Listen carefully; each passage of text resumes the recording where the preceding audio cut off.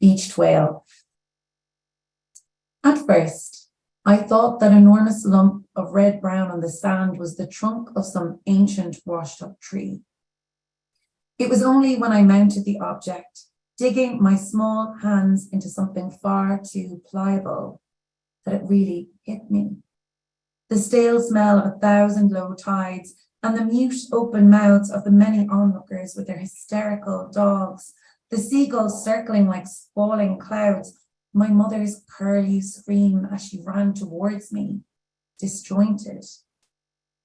Astride the whale like this, looking at my mother move through dimensions, planes of distance, I thought of boutique dressing rooms brimming with clothes and tension like gas, expanding, and of two little girls watching their mother cry at her reflection, distorted in a fluorescent mirror. The weight of her past made flesh on her hips. The scars of our arrivals barely healed after all this time. My blind hands all over the body, grasping, desperate to hold on to something real, not knowing what that was.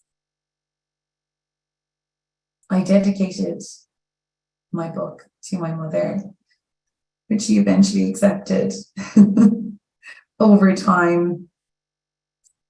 As an Irish poet, I think it's almost impossible not to write about the Irish famine in some way, and sometimes in the not writing about it, obviously we're writing about it.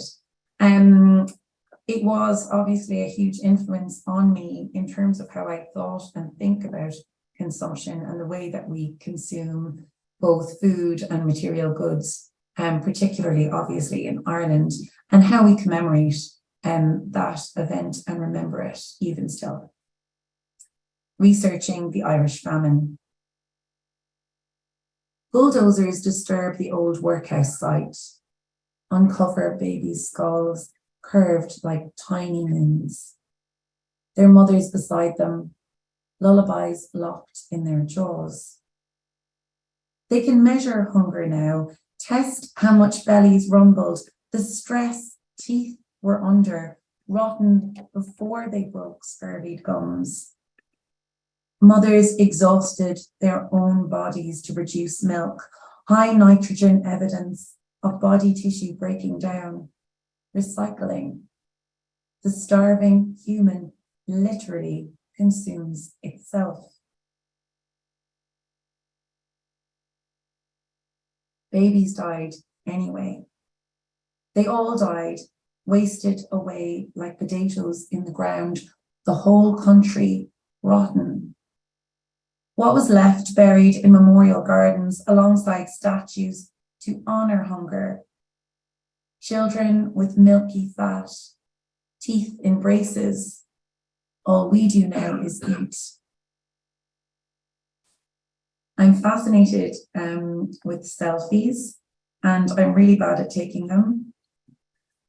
I'm really interested in how other people take them and seem to be very good at it. But also I think I'm very interested in the version of ourselves that we approve of and that we put out into the world as our avatar, and how that is often very much at odds with the person that we are. Selfie. Sitting alone in the house, eating my fingernails, watching the sky move away. The room is full. Versions of me crouching on the floor, balancing on the windowsill, reclining on the pout of my lower lip, asleep in the crease of my eyelid, not alone, with myself, a snare I have been running from. I do not live the way humans are supposed to. Compare my face to others you know. I fall short, an embarrassing fringe. No matter what face I try on, it's exhausting. All versions shake our heads. There is so much to do until we think we are not what we are. Victoria's. I see those letters written on envelopes I know are for me, because of the shape of that word, that greedy V, its two arms open wide, ready to accept anything. Hunger strikes Columba of Raieti, 1467 to 1501. My body is a temple I keep clean for you, spotless, lashing my skin so it grows tired of bleeding. Wearing hair shirts, I cannot forget what it means to be alert. I have toured the Holy Land in visions. I don't imagine they would understand what I see. When they came for me, the men, they ripped off my robes, expecting to find me virginal, untouched. They gasped in horror. How glad I was that I had used myself like an old rag. Beating myself with that spiked chain shielded me. My breasts and hips so deformed, they ran from me screaming. This next one is inspired by the moment when my daughter was first handed to me, which is a beautiful moment, but also another quite uncanny and strange moment, especially after we had a kind of a slightly emergency situation style scenario going on. She was handed to me, and tiny babies are very creaturely, you know, there's not this kind of glowing sentimentality around the moment. It's a very kind of visceral moment, and they have these big black eyes. And I remember looking at her as she was handed to me and thinking that she looked like an animal that had been taken out of its environment into another environment.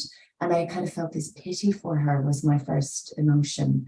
And that strangeness lived with me for a long time afterwards. And this was the first poem I wrote after her birth. If you can tame a wild cat, you can raise a baby. Lesson 1, you have no shared contexts. Forget sentimentality. The child recognizes you as a fox on a winter's night hears the owl shriek above it. Lesson 2, now you have accepted you have no shared context. We should admit 1, the seeking of pattern, repeat, repeat, repeat until threat becomes comfort. Lesson 3, like any animal, this child has the capacity for love. Like any adult, you know you deserve only contempt. Lesson 4, the smile is learned. All mirrors are Antarctic wastes, but your breath is warm. Write your message on the glass. Lesson 5, you are both feral, scavengers haunting a night of cutthroat stars. Touch your nose to the frozen earth. Breathe, breathe each other's scent.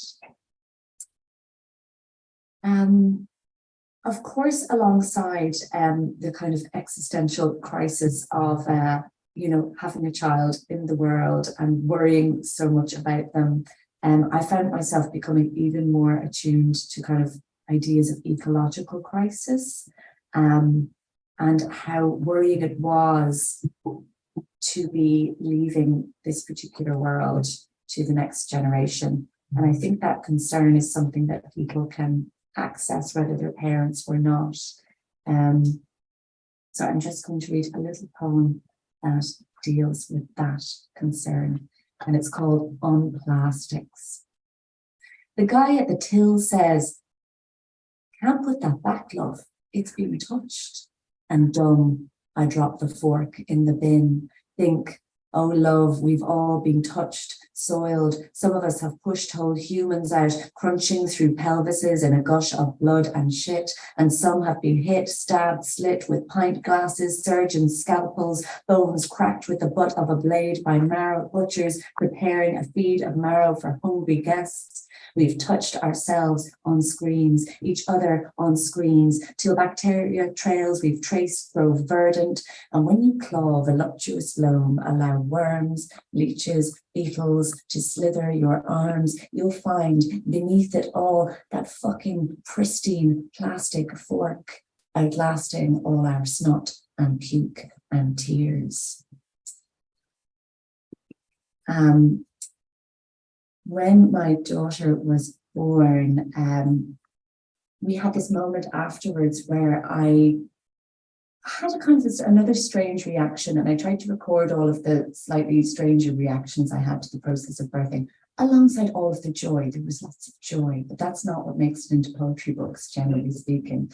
But I was really intrigued by this idea that I had that came to me after the birth, that I had done something irreparable. I had kinked everybody in our family onto another link in the human chain towards death. So my parents were no longer parents, they were grandparents, a fact about which they were delighted because they had been asking for a long time, where are the grandkids?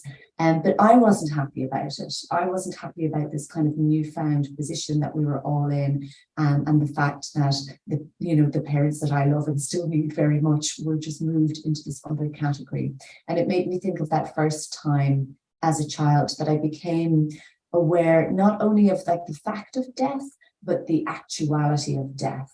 And those moments in life, they only happen rarely, where something happens to remind us of that sense of reality, of finality, of being part of this process which ends inevitably in death. Cheerful. Lessons.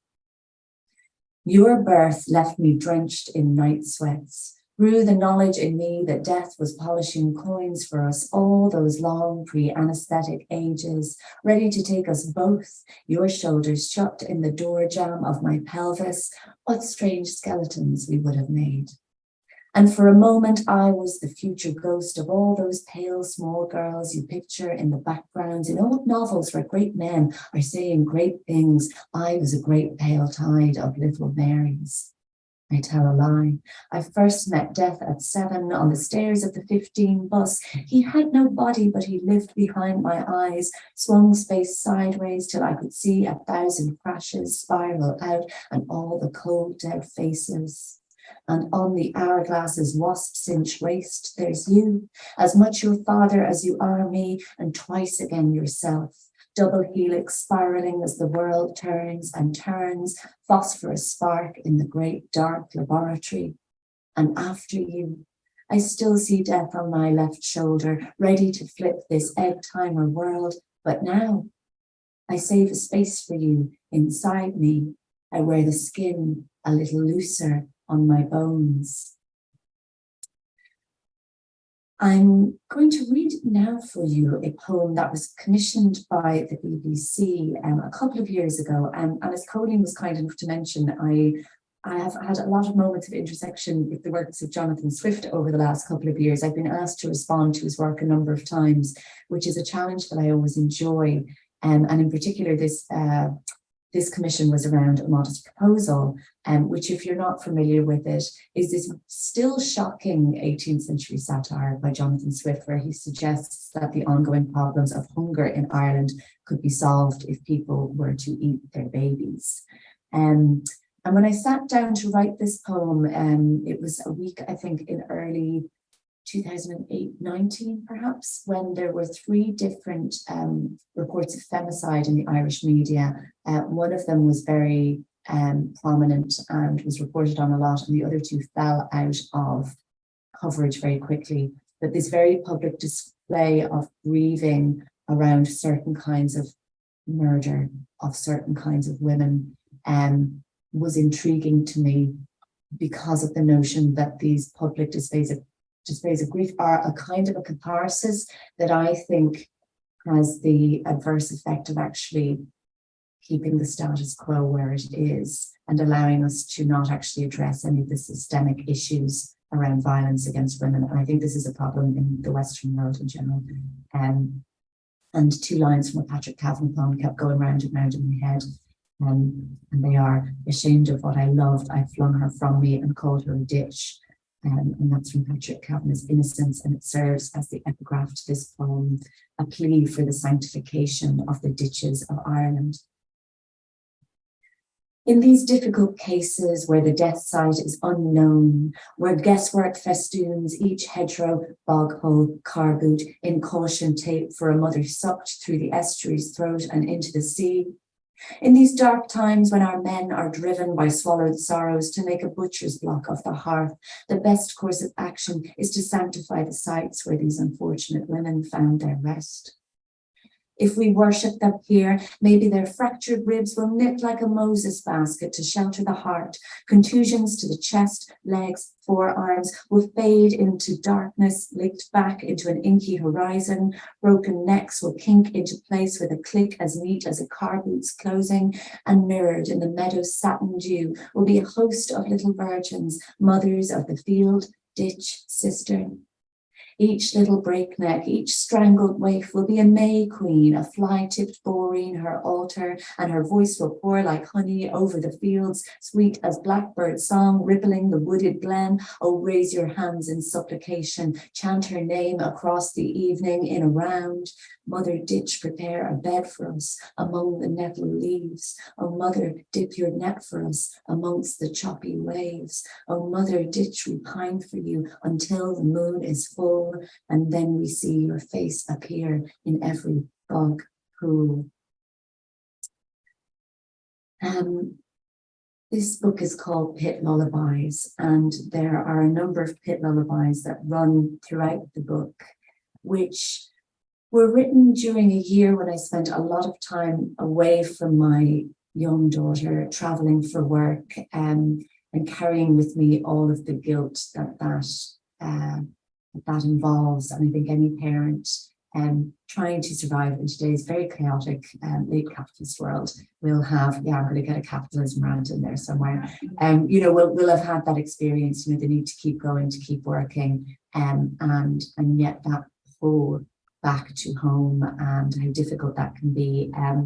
There are also poems that deal, I suppose, with postnatal depression and the idea of those times in life where you find yourself in a place where you're not going to get out of it very easily or quickly. And so you find yourself kind of thinking, well, if I'm stuck in this space for a while, I'll need to at least arrange the furniture in a way that I like it. And as I spent a lot of time traveling, especially any time I traveled at night, I tried to take some time to write a poem to my daughter, and these came together to form these pit lullabies. I'm going to read you a few of them, and then the last poem is a lullaby, which is still a nighttime poem. We're not necessarily out of the darkness, but we're moving into a slightly better space. Pit Lullaby 4. When you wake in the dark to find me gone, I'll be standing at the night gate on Glengall Street, the gate you don't notice in daytime until a pied cat slinks through or the hinges whine their small song of neglect. This is the gate that lets the night through, keeps it out, and I'm standing here alone in my green army coat, hair shorn, a woman thinned by so many miles of walking. Ready for the ghasts and boggarts that might come through, ready for the moths big as donkeys that crash towards the moon. When you are old enough to join me there, I will ask you, do you want the night gate open or shut?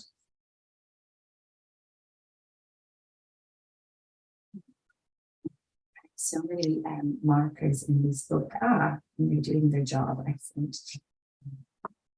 This next pit lullaby makes reference to a series of children's books called The Mog Books by Judith Kerr, a wonderful children's writer who wrote, I think, like The Tiger Who Came to Tea, and a wonderful memoir of having to leave Germany before the war called When Hitler Stole Pink Rabbit.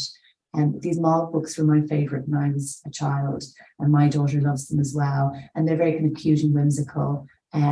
But they also, like all good children's books, have the seeds of a slight existential crisis somewhere in them. And so this poem quotes from one of those books. Pit Lullaby 7. When we turn off the light and I hold you close, your face becomes a puzzle, a wisp of hair settling on a cheek, an eyebrow like a capstone sinking in a restless sea. Here I whisper to you broken thoughts that settle on the tangle of our limbs. Mog sat in the dark and thought dark thoughts, I say, because it's the only thing in any of your books I recognize as true, a beast alone out of doors and far from home. I lie in the dark and think dark thoughts while your feet push my thighs away. I make a weapon of the weight of my bones. There are so many hours between us and the morning.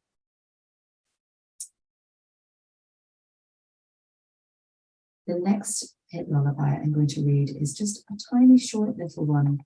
But I can find it. Hit lullaby 10. Kind of a transitional one. And it has a little acrostic down the side that spells skylight, which I don't think anybody has noticed. So I love it. Now you guys are in the know, you're in the club. So did you spot the acrostics? Well, I did. Hit lullaby 10. She knows it must be there, knows the shape that corrals the bright yellowing clouds that pass over like the ghosts who whisper in our ears while we dream, gliding from our eyeline when we wake. Here is mother asleep, and here's the sky touching us, even when our eyes are closed. And I'll finish with lullaby. I have a lullaby for you at last. So lie beside me, hold my hand, follow me through the night's amber lens to Bull Island. Here the seals are waking from their sleep, rolling into the surf where in blue-black they'll stretch the landake from their muscles. Here the only touch is water, moonlight on scale, dazzle of bubbles, lugger's cape and fish blood's meager warmth. These are my notes, the strand our stave, our music rises and falls. We are waveform, we are sea. Thank you so much. And we've arranged ourselves. I just want to say before we begin a conversation, before I open up to you, a special word of thanks to our online audience who've been very patient with us. It's easy to forget the many people who are online when we're sitting up here and we're entranced and transported. But thanks for your patience. And we appreciate your joining us. Those were two extraordinary readings, and the word shape came out immediately in your ram on right about the skull. Can I call it the skull? Yes. Whatever it is, the carapace. It was a lot going on. Yeah. That it gave shape to an idea. And Jessica, you just read that phrase, the shape that it corrals.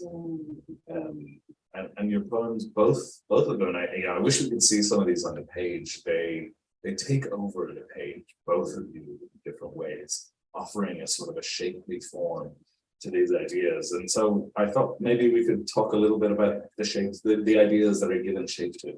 But I wanted to start with something actually very simple. Victoria, you describe yourself as a Cork poet. A poet from Cork or a Cork poet? I can't remember which it was. From Cork, I think. Yeah, so I was just sort of struck by that, because I think I can imagine what a poet from Dublin writes about. I can't really. Poet from Belfast, I think that's easy, or a poet from Galway, it's a sort of westiness. But what does a poet from Cork write about? Is there a particular sort of content and meaning, a feeling to that idea, whether it's by the sea or otherwise? That's such a good question. And as a person from Cork, I'm so delighted to answer it. It's the greatest question you could ask a Cork person. Cork believes rightly that it is the real capital, as you know.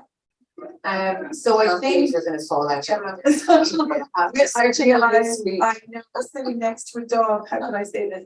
It's about time you knew the truth, Jessica. Look, I think it's a very interesting perspective growing up in a county that is the largest one in Ireland, and yet still has this sense of inferiority or distance from where everything's. I think it's a lot to do with distance in a way, with what's happening up the country, all of these things being decided, gods make their own importance.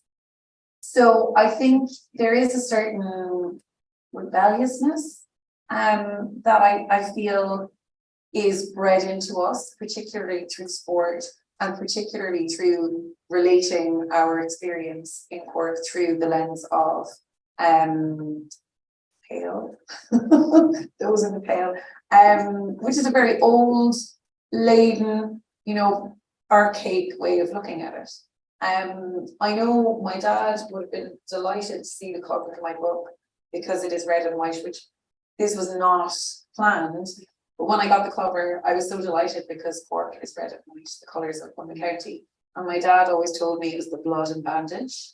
So when you have somebody going, this is the blood and the bandage, those sort of phrases, that sort of attitude around what we own and what we don't own, where we matter in the body of a country, how we can affect what is happening or not, how we contextualize ourselves based on our geography. All of these things, I think, were very, very, very important in defining for me what I wanted to say. And that was then absolutely covered over or sealed over by being an Irish Catholic and growing up in a very Catholic household, where in a very Catholic village at the time, where Mass and all of the other ceremonies were central to our experience. And I think the language that I heard in that little Church of the Immaculate Conception in Shanagarry and Kennefick, that is not language you hear every day. It's extraordinary, elevated, violent, bloody language. And that mixing pot, I think, having that underdog, maybe sense of entitlement, and having that sense of the sea as being also somewhere where you can take a life, that was very, very pertinent and very present when I was growing up. All of those things kind of went into the melting pot, I think, of what I think it means to be a Cork writer, pushing against things. It feels very much. I have to admit that I have a motivation here, being Galway and thinking about that phrase from Joyce, Dublin that night wore the mask in the capital. And it's the idea that, when you are outside of the centre, that your relationship to power changes and the way that you think about power and words changes. You just mentioned there Shanagarry, and it doesn't have to be all about location, but I just sort of thought I'd start off with this because your last words almost, Jessica, were "we are waveform." Am I quoting that back to you right? Wonderful. Yeah, I was listening. 5-star. And both of you I'm thinking about this and thinking about poet Rowan Rourke, in part because I grew up in a place where she has said an amazing poem about some leaping into the sea.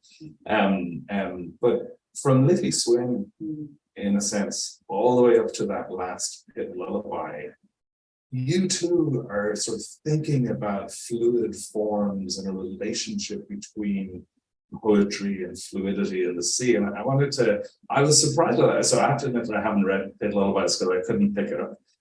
So I was surprised by the return actually at the end. I was delighted by their return and sort of a commodious vicus back to the idea of the sea. And I just want to ask both of you about that sense of sort of living beside or beyond or with fluidity. I mean, Dublin is a city that wants to be underwater, and in the first collection, which talks about the three major rivers in Dublin, like the Dodder, the Liffey and the Tolka, there was a sense always, I was very much kind of engaged in writing about history and the history of Dublin and history of spaces, in the way that, in certain spaces it can feel like history is still happening and various different timelines are occurring together.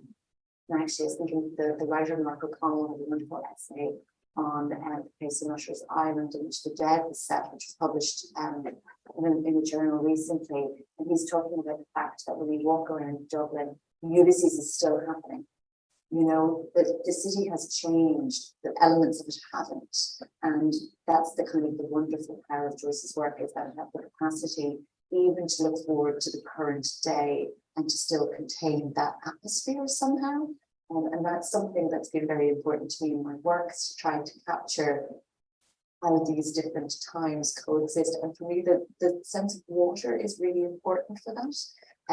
The sense that Dublin built over rivers, as well as those three major ones, and they come and flood and try and take back the city regularly. And where I live now, I'm very, very close to the sea, and I'm very, very close to a large chunk of the coast where there's a lot of flooding as well.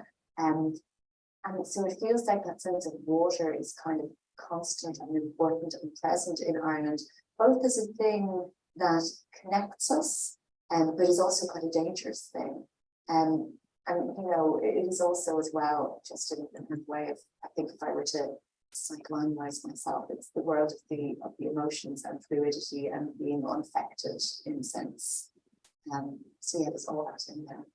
So that in sense of the sort of the flood of historical knowledge, the flood of, I mean, that comes through in both of the work in many ways, and the flood of sort of, you know, the past returning, to speak in the psychoanalytic way. So you think about that as a sort of a, you know, relevant in some way.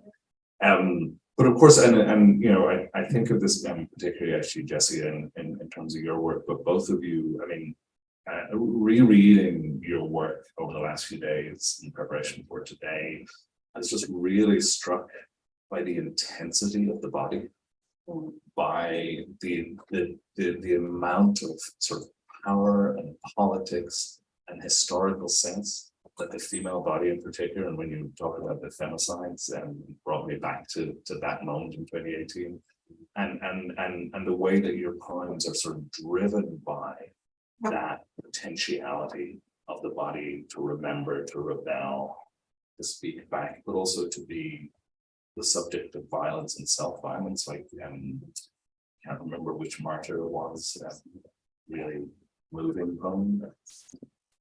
So I guess that, you know, there's an invitation for you to think about that place of the female body in your poems and how you sort of navigate that relationship between the body and the body politic. It's, you know, looking at you, looking at me, my body. On a very basic and instinctual, almost childlike level, having a body is really hard. Like owning a body is hard work, isn't it? I mean, I remember even as a child, you know, going, I have to brush my teeth. What? Twice a day, every day for the rest of my life. And feeding a body. And even I find, you know, as we're traveling and we're having so much fun, we have to go, oh, we have to find somewhere to have lunch, which is lovely sometimes, but equally, it's a chore. It's a responsibility. It's your own country that you have to, you don't have to, but you kind of do have to look after and modify and take care of and listen to. And I think growing up, and I'm going to talk about it in a very personal way, I think, because that's what came to me, I found that very difficult to listen to. I didn't feel embodied even as a child. And I think that is for many reasons. And I think it's something that we particularly in this moment share, particularly after COVID. It is an attempt, I think, for your thinking brain to escape. It's like, well, I don't want to be involved in this fleshy mess. I'm going to like just exist. I always feel like it's getting better because I'm working on it. It's really the two of us looking at it. Like we live up here. Like I sit on top of my head. So yeah, direct all kinds of stuff. So I think realizing very slowly over time that not only is a body really difficult to own, whatever one you get, and you're taught to look after it or not by circumstance and by education and by luck or otherwise. And you realize over time that you have to pay attention to it. And as like that it's connected to, like you mentioned that at the beginning, that fascinated me, that it's who you are as well, and you can't divorce them. Though we try, and that trauma, political issues, injustice, abuse, all of these things have a massive impact on how your body progresses and develops certain characteristics. And so I think growing up, having a difficulty owning a body, and then realizing that that body, that particular body, was the site of also all of this focus, and this is what it's supposed to look like, and this is what it's supposed to be able to do, and this is how it should speak, and this is how you should walk. It's overwhelming that no wonder I wanted and still do to live up here somewhere. So I think that is at the bottom of all of it, where I am trying to come to terms with what it is to be here in a body, because that's the only way we can be here as far as we know. and also to have another body inside your body, Yes. right? What it is to, you know, take that, and then also, I mean, you know, I keep going back to your religious poems and about those martyrs. It's like, that's the image of the body that we're given, Yes. right? The body that is perfected, the body that is, perfected through pain. Through pain, Yeah. exactly. And then you internalize those feelings, and you're, you know, certainly going to mass and going, oh, this man is offering his body to us to eat. And it's like, how is that possible? And everyone is dutifully queuing up. And so I think that perfection is a very, very, very insidious and dangerous thing. And something, even I think, no matter what age we are, that we grapple with all the time. Shall we throw it open to the audience? I gave you an assignment at the beginning. Sure. Are there any questions? And I'm not sure, do we need a microphone? If no, we're okay. All right. Are there any questions for Victoria and Jessica? Yeah, go ahead. Victoria, when you said you say looking at the bed, what do you mean and how to finish on that?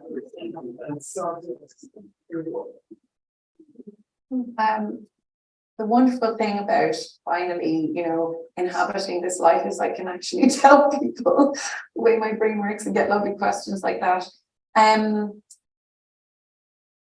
I think it happens an awful lot, to be quite honest. And I think it's almost like a program that runs in my brain that has to do with words and images.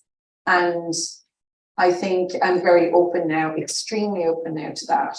So, you know, when you see something and it sets off a series of related images or words or sounds, as a poet now, I'm like, I know I've trained myself or been trained to follow that instinct. So seeing that bed, it triggered something, a series of associations that the perfection of it. And what I have learned and what has been told to me and what I have internalized is the worst thing that could be on a bed is blood. And that's on multiple levels, but particularly as a woman, the worst thing you do not stain is perfect. Mattress laid out like a tablet, laid out like a shroud, and that we're always trying to keep those things that we live on, that we spend a huge amount of our time on, perfect again by not contaminating them. And so I was interested then, it was like not a woman's blood, I wanted to be, you know, a man's blood and the man's blood. So then that just, my brain just went on a fantastic adventure. So it happens quite frequently. Quite frequently. Every time you buy a new bed. Never again. We joked that, you know, this is probably it. This is the bed. The bed. The jet. Yeah. And thanks for that. Thank you. Any other questions from the audience? Yeah, go ahead. What do you, this is for what do you want to read more of from Irish poets? That's a really good question. I would love if our generation of poets were the ones that taught the next generation that it's okay to be weird. I think that we get still very much in the tradition of the kind of well-made lyric. And I'm a fan of the lyric. I like beautiful sounds. I like beautiful images, but I also like them to disquiet and to disturb and to unseat our sense of certainty, actually, which is disturbing, but not necessarily in a bad way. And so I would love to see more poems that take the kind of liberties that I believe that one confers on a music writer. You know, it's not social realism. It doesn't have to be. I mean, it can be, it's wonderful. But I think that people forget the kind of fictive potential of the poem sometimes to do more than simply observe, but to observe in a manner which begs certain questions about the world and the status of it. And so I'd love to see more of that. But what form that takes, I won't know until I see it. And it could be anything. That's exactly it. I think it's, we don't know until you see it and you're like, oh, this, I've been waiting for it. And I think we're very lucky at the moment that we are going through, I think, quite an extraordinary renaissance in Irish writing, particularly in poetry. We've some incredible trans writers and people who weren't necessarily brought up in Ireland or don't have a long history of being in Ireland and their perspective, which is fascinating. So I think new people and new perspectives and opening up the conversation to include as many voices as we do have in Ireland. That was a great question with some great answers. A plea for weirdness. We could go back to W.B. Yeats and the occult. But yeah, I mean, in some ways, you know, Jesse, what you're suggesting to both of you, what you're suggesting is to move away from the heavy work of soil and territory and history as inheritance. Like it's in your rucksack. I like that line about history being in your rucksack. It's like, I own this thing. But to move away from that and to think about the strangeness of everyday life, and to think about the diversity and complexity of everyday life. We probably have time for one more question. Keeping an eye on the time here because we started a few minutes late. We have time for one more question. Mary. What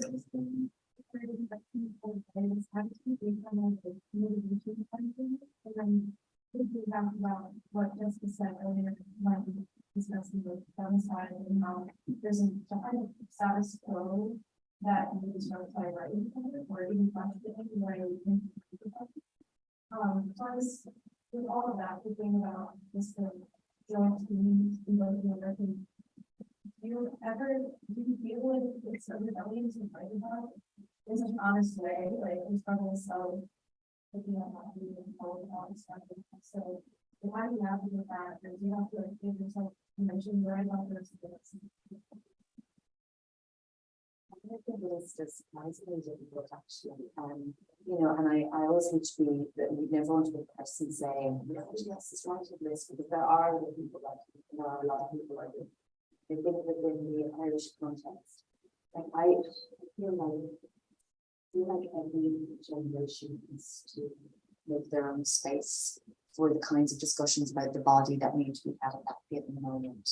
So, you know, we've had wonderful trailblazers like Paula Meehan and Yvonne Boland who have written to their, and obviously Paula continuing to still blaze amazing trails and break boundaries, but like who were writing to the issues around the body and femininity and the domestic within their own generation. But like, that doesn't mean it's done. You know, that's not like, oh, brilliant, feminism is done now and the body has been reclaimed and is no longer the site of all these politics. So yeah, I mean, I think it would certainly be important for me to try and, again, to just try and find those angles that maybe are not being explored or writing towards the absences that I feel in my own life and in my own, obviously, limited perspective. But yeah, that's what obsesses me. I mean, I often, when I'm talking to students, you know, I talk to them about trying to figure out what it is that is preoccupying them in the world. Like, what are their obsessions? You know, not what you feel you need to write about, but what you really feel, you know, the things that drive you. And these are the things that kind of obsess me and the things I come back to again and again. And it probably took me a while to identify those myself as a writer. But yeah, it's where I find myself. And I don't really think that I could write about anything else. Hopefully I'll get another obsession someday. So you will. I will. Isn't it always radical to tell the truth? I think that's what ultimately just delights me about poetry and makes me so hopeful about it. And, you know, listening to Jessica, and I'm like, yeah, that's true. I've had that experience. Thank you for voicing it for me in that way that I couldn't access it, or I didn't allow myself to feel it, or I was feeling guilty. Oh, I'm allowed to feel guilty. I think it's almost giving us all permission to be weird, to be human, and to connect. And I feel very lucky to be able to write and be truthful. Like, I try and be truthful with myself. It isn't necessarily always true, but truthful. And then you know when a poem hits, because people go, oh my God, that's, I can see that, or I recognize that moment of recognition. And I think that is always a radical act in a society where we're being constantly torn apart, that our humanity crystallized in words as best as we can,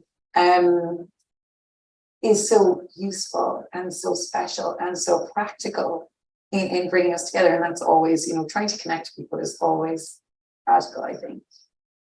Thank you for that lovely question. I was going to ask another question, but Mary, that was so good. And those answers were so incredibly crystalline that I think I won't ask another question. And what I will do is ask you to thank Victoria Kennefick and Jessica Traynor for what's been a really lovely evening. Thank you so much.